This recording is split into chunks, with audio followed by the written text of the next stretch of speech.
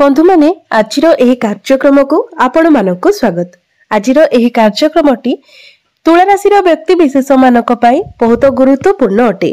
कारण आजिर एही वीडियो रे आमे माने जानिबा जे तुला राशि व्यक्ति विशेष मानक पई एही अगस्त 2025 किपरि रहिबो। तुला राशि व्यक्ति विशेष मानकर मासिक राशिफल उपरे आलोचना करिबा। तुला राशि व्यक्ति विशेष मानकर स्वास्थ्य, शिक्षा, प्रेम जीवन, वैवाहिक जीवन, भाग्य, क्यारियर एवं व्यापार वाणिज्यर स्थिति किपरि रहिबो एही अगस्त 2025 रे से विषय विस्तार भाବରେ आलोचना करिबा। नवग्रहंकर स्थिति मध्य देखिबा। नवग्रह केउ प्रकार फल प्रदान करिबारे सक्षम हेबे। एहा सहित अशुभत्व प्रदान करुथिबा ग्रह मानक पई किछि विशेष प्रतिकार मध्य जानिबा। सेथिपई आपणकर जदि तुला राशि होइथाय तो वीडियोटी को लाइक करी चैनल टी को सब्सक्राइब कर देबे एवं कमेंट बॉक्स रे भक्ति एवं श्रद्धार सहित जय श्री जगन्नाथ निश्चय लिखिबे।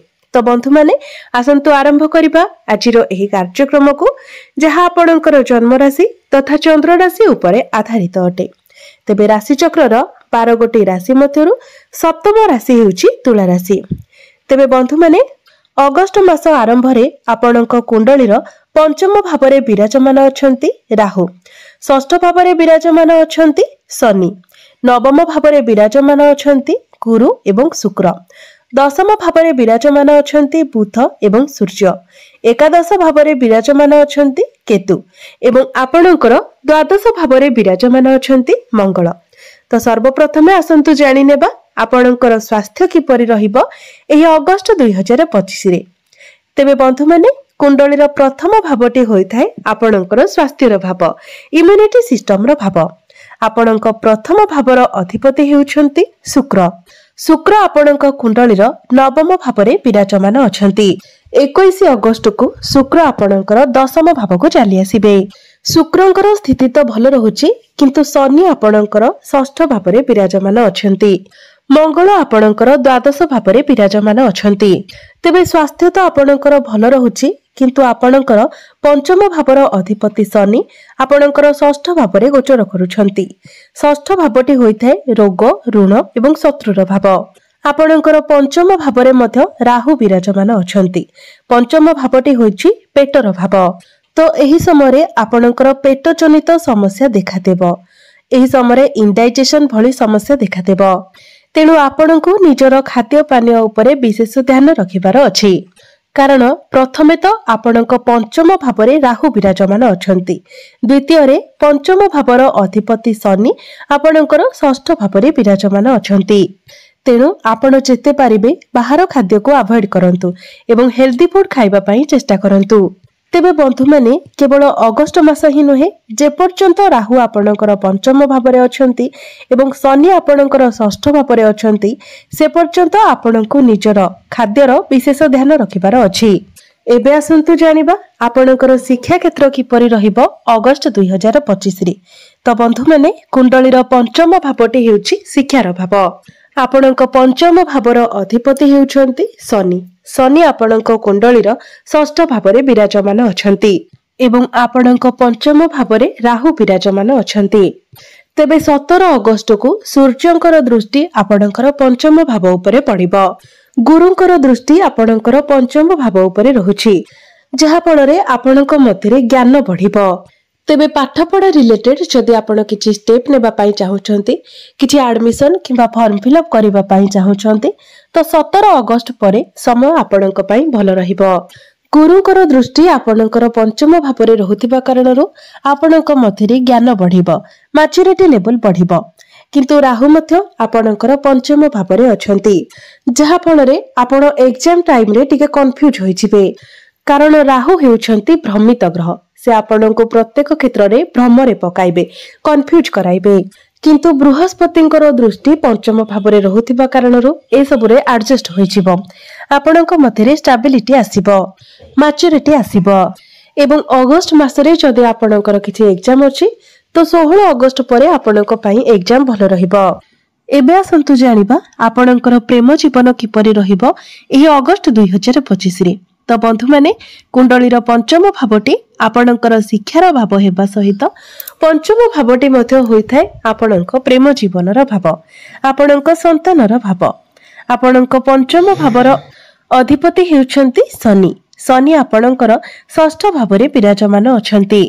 आपणक पंचम भावरे विराजमान अछन्ति राहु।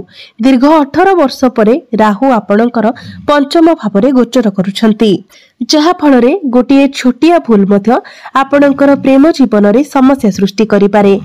राहु आपणक मध्यरे मिसअंडरस्टैंडिंग कराइबे, आपणक मन को डाउट आनिबे, आपण परस्पर को छोट छोट कथारे संदेह करिबे एवं शनि आपणकर षष्ठ भावरे गोचर करबा कारणरू एमिति कि आपणक मध्यरे कथावार्ता मध्य बंद होई जाई पारे।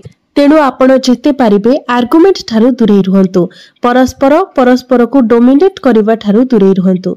जेते पारिबे आपण निज भितरे अंडरस्टैंडिंग बने रखिबाकू चेष्टा करंतु, निजर क्रोध उपरे नियंत्रण रखंतु। अगस्ट मासटी आपणकर प्रेम जीवन पाई सेतेटा भल रहु नाही। तेणु आपण जेते पारिबे निज भितरे आर्गुमेंट न करी अंडरस्टैंडिंग रखिबा पाई चेष्टा करंतु। एबे आसंतु जानिबा आपणकर वैवाहिक जीवन किपरि रहिबो अगस्ट 2025 रे। तो बंधु माने कुंडलीर सप्तम भावटी होइथाय आपणक वैवाहिक जीवनर भाव, आपणक जीवन साथीर भाव। आपणक सप्तम भावर अधिपति हेउछन्ति मंगल। मंगल आपणकर द्वादश भावरे विराजमान अछन्ति। बंधु माने द्वादश भावटी को तो कुंडली रे भल बोली माना जाय न थाए, किंतु मंगलंकर दृष्टि तांकर स्वगृह उपरे रहुछि। अष्टम दृष्टि रे मंगल आपणकर सप्तम भाव को देखुछन्ति। मंगल आपणकर द्वादश भावरे थिबा कारणरू आपणकर लाइफ पार्टनर आपणको सेतेटा समय देई परिबे नाही। से तांकर काम कार्य को नेकी अधिक व्यस्त रहिबे। आपणको मध्यरे वैचारिक मतभेद मध्य देखा देई पारे, ताळमेळ ठीक न रही पारे। कारण कुंडली रे द्वादश, षष्ठ एवं अष्टम भाव को भल बोली माना जाय। तो अगस्ट मासरे आपणकर वैवाहिक जीवन एवरेज रहिबो। एबे आसंतु जानिबा सबुठारु गुरुत्वपूर्ण विषय वस्तु आपणकर भाग्य, कैरियर एवं व्यापार वाणिज्यर स्थिति किपरि रहिबो एही अगस्ट 2025 रे। तो बंधु माने कुंडलीर नवम भावटी होइथाय आपणकर भाग्यर भाव। आपणकर नवम भावर अधिपति हेउछन्ति बुध। बुध आपणकर दशम भावरे विराजमान अछन्ति। बुधंकर स्थिति आपणकर दशम भावरे बहुत भल रहुछि। एमितिरे भी आपणकर नवम भावरे शुक्र एवं गुरु विराजमान अछन्ति। आपणकर राशिर अधिपति आपणकर भाग्य भावरे विराजमान अछन्ति। तो अगस्ट मासटी आपणकर भाग्य दृष्टिरु सर्वश्रेष्ठ रहिबो, कारण भाग्यर कारक ग्रह बृहस्पति भाग्य भावरे विराजमान अछन्ति। बुध आपणकर दशम भावरे विराजमान अछन्ति।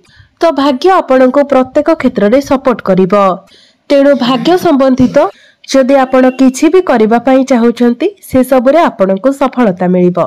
जदि आपण किछि बड़ कार्य आरंभ करिबा पई चाहुचंती, किछि बड़ जिनिस किणाकिणी करबाकू चाहुचंती, आपण किछि बड़ इन्वेस्टमेंट करबा पई चाहुचंती, share market, stock market, trading रे किछि इन्वेस्टमेंट करबा पई चाहुचंती, तो ए सब क्षेत्र रे भाग्य आपणको सपोर्ट कर। तो भाग्य आपणकर एही अगस्ट मासरे बहुत भल रहिबो। एबे आसंतु जानिबा आपणकर कैरियर किपरि रहिबो एही अगस्ट 2025 रे। तेबे बंधु माने कुंडलीर दशम भावटी होइथाय आपणकर कैरियर भाव, कार्य क्षेत्रर भाव। आपणक दशम भावर अधिपति हेउछन्ति चंद्रमा, जे कि प्रति 2 दिन रे निजर राशि परिवर्तन करिथांती। आपणकर प्रथम भावर अधिपति शुक्र आपणकर नवम भावरे विराजमान अछन्ति एवं 21 अगस्त को आपणकर दशम भाव को आसी जिबे। तो आपण निजर रेस्पोंसिबिलिटी को भल भावरे उठाई पारिबे, कारण सूर्य आपणकर एकादश भावर अधिपति होई आपणकर दशम भावरे विराजमान अछन्ति। आपणकर दशम भावरे बुधादित्य राजयोग आपणकर मेंटालिटी बहुत भल रहिबो। आपणकर काम कार्य मध्ये बहुत भल रहिबो। आपणकर मैनेजमेंट स्किल बहुत भल रहिबो। आपणक मध्यरे कॉन्फिडेंस लेवल बहुत भल रहिबो। कार्य क्षेत्र रे आपणको प्रशंसा मिली पारे, मान सम्मान वृद्धि होई पारे, किछि भल अपॉर्चुनिटी मध्ये आपणको मिली पारे। जदि आपणको पाखरे चाकरी नाही, आपण चाकरी पई प्रिपेयर हेउचंती, त आपणको भल चाकरी मिलिबार मध्ये संभावना रहउची। तेनु आपण निज तरफरु चेष्टा जारी रखंतु। बुध मध्ये आपणकर दशम भावरे थिबा हेतु आपणकर मेंटालिटी बहुत भल रहिबो। आपणकर कम्युनिकेशन स्किल बहुत भल रहिबो। आपणकर बाणी रे एक अट्राक्टनेस रहिबो। तो क्यारियर मध्य आपणकर अगस्त मासरे बहुत भल रहिबो। क्यारियर रे आपणको अचीवमेंट मिलिबो। आपणकर जहा किछि भी टार्गेट रहिछि टार्गेट मध्य आपणकर कंप्लीट होई जिवो। बिजनेस कथा जदि कहिबा तो बिजनेस को लेकी आपण टिके स्ट्रेस रे रहिबे कारण मंगल आपणकर द्वादश भाव रे अछंती। बिजनेस रे आपणकर खर्च मध्य बढ़ी जिवो। बिजनेस रे आपण अधिक ट्रैवल करि पारंती। बिजनेस को लेकी आपण टिके स्ट्रेस रे रहिबे किंतु तापरे भी बिजनेस रे आपणकर ग्रोथ देखा जाउछि। एबे आसंतु जानि नेबा किछि प्रतिकार विषय रे जे प्रतिकार गुडिक करिबा तरा आपणकर जहा सब अशुभत रहुछि से गुडिक खंडन होई जिवो एवं आपणको अधिक मात्रा रे शुभ फल प्राप्ति हेबो। तेबे आपणकर शिक्षा क्षेत्र एवं प्रेम जीवन पाई प्रतिकार स्वरूप आपण प्रत्येक दिन शनिकर बीज मंत्र 108 थर जप करंतु। प्रत्येक दिन पक्षी माननको दाना एवं पानी दियंतु। प्रत्येक दिन आपण शुक्रंकर बीज मंत्र 108 थर जप करंतु एवं प्रत्येक दिन गायत्री मंत्र मध्य 108 थर जप करंतु। तो बंधु माने आपणकर जीवन मंगलमय हेउ एहा ही ईश्वरंक निकटरे मोर प्रार्थना। धन्यवाद।